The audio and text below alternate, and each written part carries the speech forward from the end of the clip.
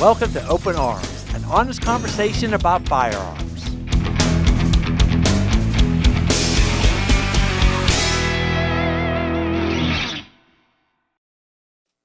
Hey everybody, I'm Brian Lockerman, your host for the show today. And today's show is brought to you by Mastro Defense System Los Angeles. And we are giving away 1 hour private lesson with Russell Reynolds through MDS as well. So if you want to win the prize, you got to follow us. That's the only way you can win. And today in the hot seat, I have Russell Reynolds himself. Welcome, Russell. Thank you so much. Can you give us a little breakdown of what MDS is? Yeah, it's blunt force trauma. No. There you go. MDS stands for Mastro Defense System. It's founded by a man named Fred Mastro. He's based out of Belgium, so not a lot of people in the U.S. have heard of him or MDS as of yet. It's huge in Europe. But the reference I usually give people is if you've seen the movie Taken with Liam Neeson, then you've seen MDS. Fred is one of the ones who trained Liam for that movie. So the hand-to-hand you see him do in that film is what we do. Okay. Fred has trained special forces units, counterterrorism units, Homeland Security, SWAT, police, bodyguard, all over the world. But what I actually love about MDS is it's not just meant for mere tier one military operators, elite, athletes or fighters. It's a self-defense system that works for everybody because it's based in biomechanics and science, not strength and athleticism. Ah, very interesting. A lot of people say, Brazilian Jiu-Jitsu is the best, Muay Thai is the best, boxing, wrestling. Yes, absolutely. Those are amazing arts. And there's a lot of value in those. They are also, majoritively, sports, meaning they have one thing we don't, rules.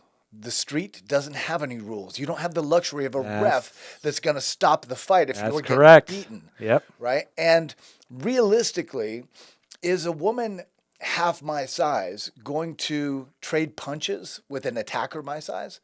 Not and live very long.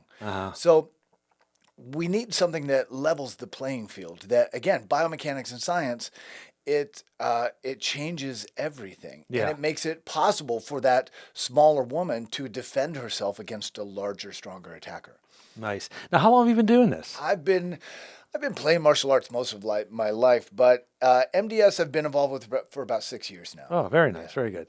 Now, do you teach just classes, or do you go to businesses, or what do you do? All of the above.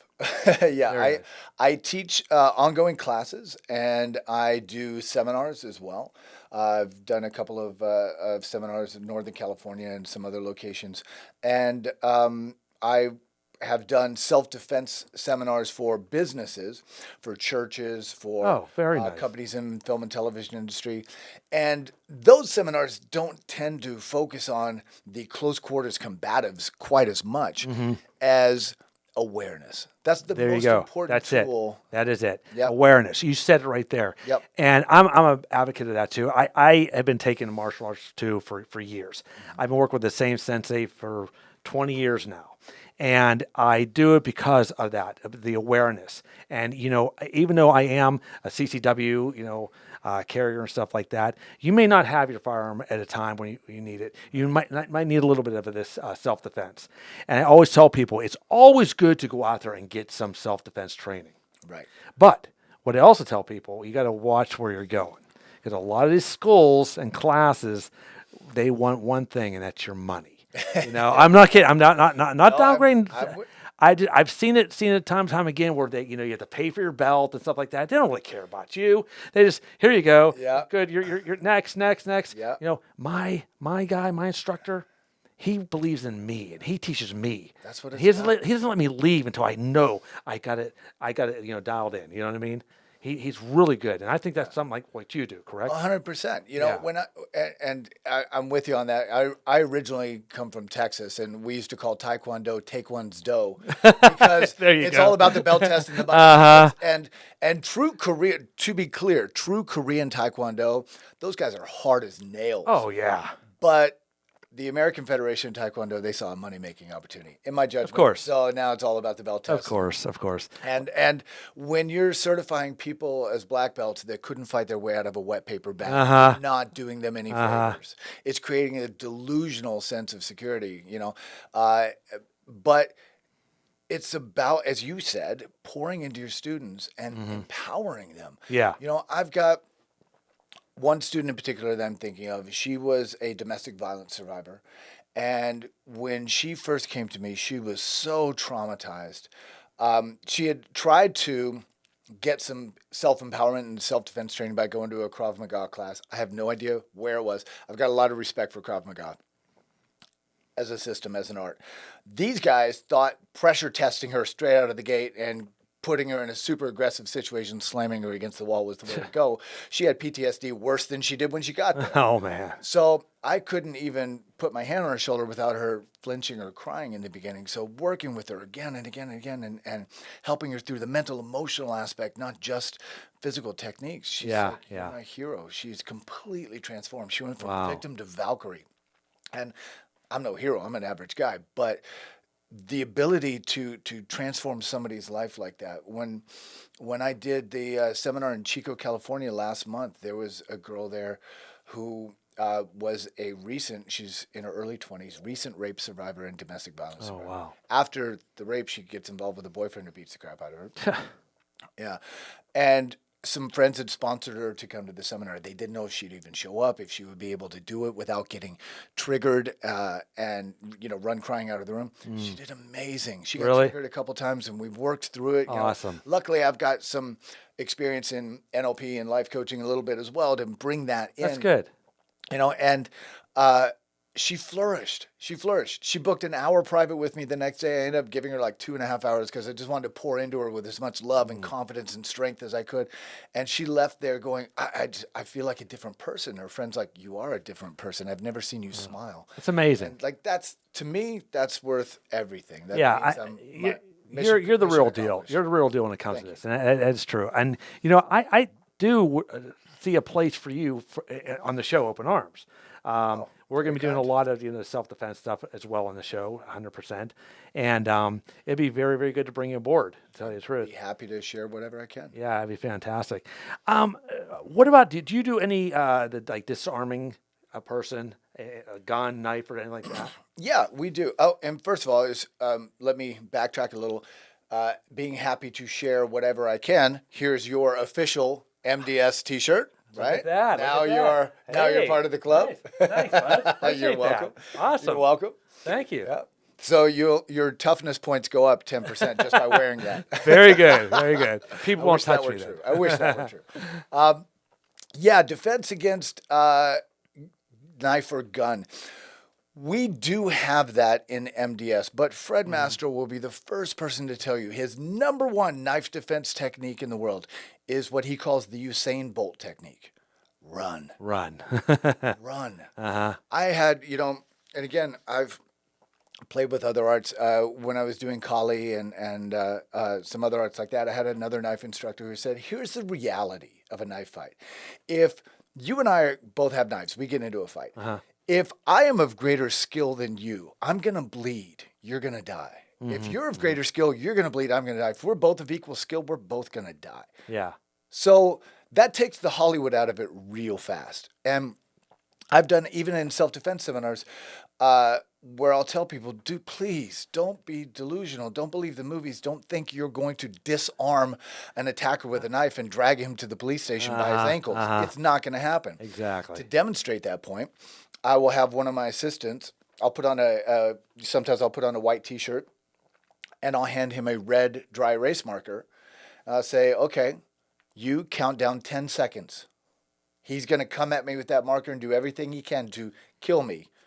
And at the end of 10 seconds, despite my years of training, I've got red marks sometimes all over me. Yeah. So here's the reality of a knife fight. You're going to get cut. Yeah. So we do teach techniques to deal with that if it's absolutely not possible to avoid it. Of course. But again, it's let's not be delusional. I know, right? I think you and I were speaking a little bit as far as disarms against a gun. There are some that work. Krav Maga's got a lot of them. Some of them, okay. If you're standing here, if you're this close to me and you've got a gun against my chest, then there's certain things I could do. If you're standing across the room, the only thing I could do is whatever you tell me to do. Exactly. Like, let's be realistic. I know it. I can try to, beg and plead and close the gap, close the distance while I'm doing that. If I can deceive you into thinking that I'm complying, but still, you're really rolling the dice on exactly. that one, so. Did you ever have any gun training at all? Like shooting? Yeah. I actually work with Olivier Gruner, Gruner Tactical, Gruner, GrunerTactical.com. Olivier was French Special Forces. He was world kickboxing champion for a number of years, then got bored with that, became an action movie star in the 90s. Oh, wow. Went into executive protection. He was Celine Dion's bodyguard for years. I think she's still asking him to come back. He flies helicopters. I think he even had a cooking show at one point. He's a total Renaissance man. But his tactical knowledge is beyond what most people's is. So I've gotten to do a lot of training with him. And even with the executive protection training, I have no intention of going into that field. I've had a lot of people ask me to, and I know a lot of people in the field. Personally, I don't know of any celebrities that I like well enough to take a bullet for. Yeah, I know, right? I'm like, you can have them. So I wouldn't be very good at the job. But I take the training anyway because I'm in a relationship. So as far as I'm concerned, the minute me and my woman walk out the door, I am an executive protection agent. Yeah, you're right. So You're right. that's that awareness piece again. Yeah. We have to know what the criminal is looking for. So I teach people how to carry themselves, the energy 100%. they put out. That makes a difference. I'm telling you that right now. You know what else too? When I go into a restaurant, I always make sure I'm sitting in a seat. Never have I your can back to have the the full door. view of the doors. Like, people say, why do I always have to sit in that seat? Because I'm aware. Right. And I'm watching my surroundings. Right. A lot of people don't get that, No, 100%. And who's in the restaurant? Have you scanned? Exactly. Have you scanned the crowd? Where are the exits? Absolutely. I get sometimes, I'm in a restaurant with my girlfriend, and she'll be like, why do you keep looking around? I said, I'm just seeing who's all in here. I'm being aware. Right. I said, would you rather me be aware or me just sit there and something out of the ordinary happen? It's amazing how oblivious so many people are. Yeah. And there was, you've probably seen it too, countless videos. And I teach people, I use Cooper's color code of awareness, which you're probably familiar with, the OODA loop, which you're probably familiar with. We're looking for the anomaly. What's out of place? Yeah. Pay attention to your instincts. And most of the videos of people getting assaulted and robbed is because they're oblivious to their surroundings. Exactly. If you're walking down the side, if I'm sitting in a cafe, Starbucks or wherever else, and having my coffee or my lunch, and you're walking down the sidewalk towards me in a hoodie, if it's the middle of winter, that's not that unusual. If it's July and it's 99 degrees outside and you've got a black hoodie on with the hood up and a mask on, and something's all right. but people are just like, and they're not even paying attention. Exactly. And you know what I did? Like when me and my girlfriend are out or whatever like that, and we're walking, I kind of taught her some things of awareness. And I said, look, we're walking and you see something out of the ordinary, we need a code. And our code's going to be tippy toe. Tippy toe. That's it's funny. It's weird. It's a Seinfeld thing. But anyways, so when every time she sees something out of the ordinary, tippy toe. I know there's something going on, and I have to look and see what's happening. Right. But yeah, it's good. Well, that's why I use the color code because there's 4 colors. You can teach a toddler this, and it becomes a fun game for them. Yeah. So, if I say to my girlfriend code orange, she knows something's up. Right? Yeah. I don't have to say code yellow because that's the minute we walk out the door. We always want to have a heightened, there's, and again, for anybody who's not familiar with the Cooper's color code white, meaning no danger whatsoever, perfectly safe. Yep. And if you're in public, it doesn't exist. But how are most people walking down the street with their face in their phone, headphones on? They're oblivious. And in fact, there was a group of criminals that were in prison that were interviewed. And when asked, almost all of them said that they never selected their victims at random, but chose them carefully based on a criteria of vulnerability, insecurity, of course, easily subjugated behavior, and lack of awareness. There you go. Fred Mastro himself said that the criminal on the street is like the predator in the jungle. The predator will never attack the alpha of the pack. They always attack the very old, the very young, the sick, the weak. They want an easy kill. Criminals are cowards. They're looking for easy prey. Of course, of course. And if you're they are walking around cowards. You said it right. They are cowards. 100%. 100%. And that's why, if you're walking down the street oblivious of your surroundings with your face in your phone, you are the easy prey. That is true. So the biggest, most important, weapon or tool that people have in their arsenal of self-defense is awareness. Yeah. And we cover that and creating spacing and boundaries and not putting yourself in harm's way. We always want to, Fred teaches this, Cliff Odette, who is the head of MDS USA, who I'm blessed, he's in Riverside, California, so I get to work with him as my mentor on a regular basis. Very nice. I get to work with Jared Arbuckle, who is head of Advanced Self-Defense Concepts. He's in Uplands, and he's teaches Libre knife fighting. The Libre Los Angeles chapter, I believe, which is, again, second to none. Very good. So, and you can look these guys up. I'm blessed to get to work with people a lot better than me. But, one of the things that we always practice in MDS is to de-escalate, to disengage. Like somebody's like, well, what if he called me? I'm like, and what if he did? Like, if you are affected by if you are controlled by his words, you're a weak man. Yeah. Right. We have to let our egos go. And there's another self-defense expert, Tim Larkin, who I follow, appreciate his content. One of his quotes that I love, he said, "Violence is rarely the answer, but when it is, it's the only answer." Meaning we have exhausted all other possibilities because there's always a very heavy price to pay for exacting the tool of violence, right? That's true. And that price is usually jail, hospital, or death for one or both parties. Absolutely. We've seen videos of guys getting into a road rage argument. They pull over, screw you, boom, hits him with a right hook. The guy hits the ground, cracks his head on the pavement, and dies. Well, now you're going to prison for 6 to 10 years. Over what? Yeah, exactly. Over what? Exactly. I know. And, when we talk about firearms, Yeah. Just beyond self-defense, I think people who are ignorant, and ignorant is a lack of knowledge. I'm not. 100%. That's what the show's all about. I'm not implying Education, stupid. education. Right. So it's not a derogatory term. Ignorant just means you don't have the knowledge. Exactly. I am ignorant of speaking Japanese. I have no idea how to speak Japanese. It doesn't mean I'm stupid and incapable of learning. No. I don't have that information. So people who are ignorant of firearms, have never owned a gun, they just believe what the media is telling them. Of course. And the Democrats, I'm sorry. And I think, let me back that up a little bit. There's a tendency to polarize in this country right now. And I think the media is doing an amazing job of creating division amongst the people. Of course. Left, you're white, you're black, you're left or right, black or white, Yeah. Republican, Democrat. Look, my mom is a diehard Democrat, and she's also an amazing woman. If you're familiar with the Amber Alert for missing children. Oh, yeah, of course. My mom invented that. Wow. That was her idea. There's over 1,000 children in the U.S. today man. alive because of her. So, amazing.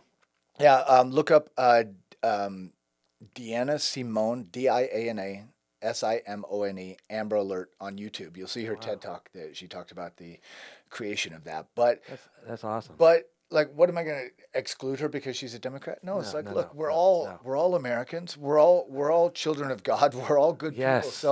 So it's just that there's this polarization so that people think, oh, you're a Republican, you're a racist, you're hateful, you love guns and going and shooting people. It's like, are you out of your actual mind? Exactly. No, with a firearm, especially if you're a CCW holder, you have an even greater level of responsibility to de-escalate, to disengage. You're not going and looking for fights. No, 100%. That's what we train. That's what we train in our safety classes. We train that. We educate people on those type of situations, and that's a good thing. And I love what you're bringing to the table too with your self-defense stuff. This is an amazing fit for what we're doing. It really is. Awesome. I'm glad we got to meet. Yeah, me too. It's fantastic. I really do appreciate that. Yeah. Okay, why don't you tell the people where they can find you to sign up for your classes? Do you have a website? What do you have? There is the MDSNorthAmerica.com, that is it's a work in progress. Okay. Okay. But you can reach me directly at Mastro, Mastro, Defense, Defense. And I say that because in Europe they spell it with a C, so we're doing the American spelling. Mastro Defense System, Los Angeles at gmail.com. I know it's a long email, but And that's your direct that's email. my direct email. Okay, so if people want to contact you, sign for classes with you, they get in Absolutely. contact with you that way, right? Yep. Okay, great. I'm hopefully someone will win the contest. I would really like to have whoever does win and takes your class to come in and talk about it. You know, I want to hear from one of your students what they've learned and everything like that. And also, I'd like to have you back too to discuss more subjects too as well. Yeah, absolutely. This is great. I would love to, and I think whoever wins that, I will do my best to give them as much value as I can. And when I teach by principles, not by techniques, right? That's great. Because if I teach you a bunch of fancy techniques that you've never done before and are foreign to you, you're going to forget them 10 minutes after you leave. But if I teach you the principles of why we do what we do, you remember that forever. So that changes the playing field again a little bit, helps people learn. Sounds great. One last question for you. Yeah. Do you own any firearms? Yes. What do you own? Several. Oh yeah, you do? Okay. You're like me. Yeah, several. And I'll be honest with you, despite the fact that I'm originally from Texas, I did not own a firearm here in California until the pandemic started. Really? Yeah. Wow. And I didn't really see the need previous to that. Again, getting into a Mastro Defense System opened my eyes to a lot of things. Yeah. I didn't even, previous to MDS, I didn't carry a knife every day. Until one of my MDS brothers, Harris, who is the MDS representative in Greece, again, this is all over the world, who is a true Spartan. He's seen a lot of action. He was in the Special Forces himself. And he said, brother, a knifeless man is a lifeless man. We will fix this now. I'm like, yes, sir. And so, I've always had that since then. But with the firearms, it was just paying attention. Yeah. And here's the reality. Violent crime in California and in the United States, it's not going like this. No. It's going like this. Of course. And, I recently wrote an article for a new women's magazine called Empowered. I believe theempoweredmagazine.com. And it's all about empowering women to, not any kind of feminist man-hating nonsense, but empowering women to take care of their own finances, to grow their own food, to defend themselves. The title of the article is No One is Coming to Save You. And I said that because I'm like, I know that may sound harsh if you're just hearing this for the first time, but prepper communities, law enforcement, military, martial arts, they all share that belief. And the one thing all of those communities have in common is they've all taken personal responsibility for their own safety, survival, and well-being. So it is up to us. And Absolutely. we see what's happening right now. The laws are written for the criminals, of course, not for us. You know that. So, and just to bring that point home, I have a friend who I had invited her to take the self-defense training. She's like, oh, I don't need it. I meditate. I practice the law of attraction. And I'm like, oh, okay. And look, there's a lot of people like that. And I'm like, you know what? You may be right. Yeah. You could be right 1,000 times, but you may only get to be wrong once. Yeah. And then whether you survive that once or not is the choice of the only person who's taken responsibility for the situation, your attacker. Yep.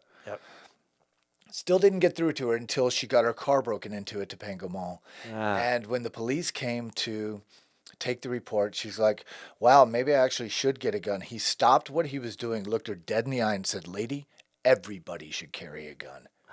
She said, you have no idea how bad it's gotten. Since they've defunded us, often there's only one of us covering this entire area. Exactly. He said the gangs are rolling up from East LA 20 deep with guns and crowbars because they know the valley's easy pickings. I know it. I know it. She said, but I don't have, now, again, I'm not telling anybody what to do. No. I'm not telling anybody what to do. I'm just relaying the story as I heard it. She said to him, but I don't have a CCW. This is a police officer who said, so what? My wife doesn't either, and I make her carry every day. Wow. Maybe that's because carrying without a CCW is only a misdemeanor in California, not a felony. Well, we I do, can't advise anybody. no, to we do that. encourage people to get their CCW and Absolutely. get training, of course. That's definitely. But just this story is an example of the crime and the way it's going. Yeah, and yeah. again, the laws are written for the criminals. If they even get arrested, they're out the next day. We teach that in hand-to-hand self-defense. If I walked up and punched you in the face and then went, "Hey, I don't want any problems," and you punch me back, we're both going to jail for assault. There you go. If I walk in on you trying to rape or murder one of my loved ones and I hit you in the face, knock you to the ground, and then start kicking you, I'm going to jail for excessive force, because once you were on the ground, it was no longer a threat. I know. It's There's a gray area. We had an attorney in here talking about that too, which is an interesting. And all that said, again, I'm not encouraging any kind of lawlessness, but as far as taking responsibility for our own safety and survival, I'd rather be judged by 12 than carried by 6. That's it. Any day. Well, Russell, it's been a pleasure having you on the show. Thank you so fantastic. much. Appreciate it. I mean, really good stuff. I want to have you back. Love to. 100%. I want to talk to one of your students too as well. Great. I want to talk to you more even about the show project too. Okay. Yeah, fantastic. All right. Thanks again, Russell. You bet. Appreciate you guys. Thank you. All right. That's our show for today. Thank you, everyone. And remember, follow us if you want to be eligible to win that prize with Russell. And always remember, safety, family, and the Second Amendment.